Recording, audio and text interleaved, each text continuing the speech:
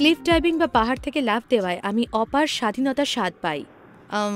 যখন আমি উপরে থাকি তখন নিজের জগতে সবার ধরাছোঁয়ার বাইরে থাকি, এবং যখন উপর থেকে লাফ দিয়ে বাতাসে থাকি নিজেকে ওজনহীন মনে হয়, আর এটাই স্বাধীনতার অনুভূতি। পন্টে ব্রলা, সুইজারল্যান্ড। ক্লিফ ডাইভিংয়ে পরিমাপ হতে হবে নির্ভুল।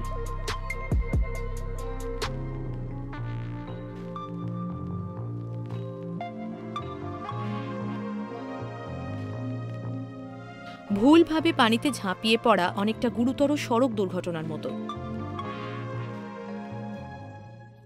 এই খেলায় ভয় পাওয়াও খুব গুরুত্বপূর্ণ, কারণ এটা আমাদের সতর্ক থাকতে শেখায় এবং মনোযোগ ধরে রাখতে সাহায্য করে। তাই ভয়টা এখানে আসলে ভালো জিনিস।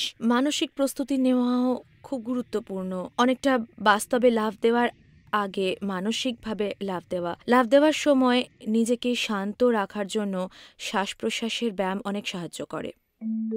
মনোযোগ ধরে রাখার জন্য আনা যোগব্যায়াম করেন। ছোটবেলা থেকেই তিনি জিমন্যাস্টিক্স এবং হাই ডাইভিং করেন।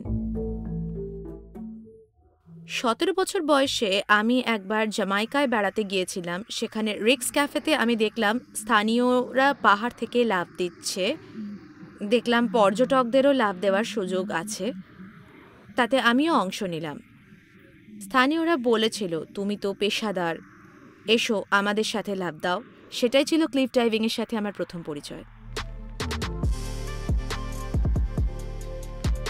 2005 সালে আনা পেশাদার হয়ে ওঠে।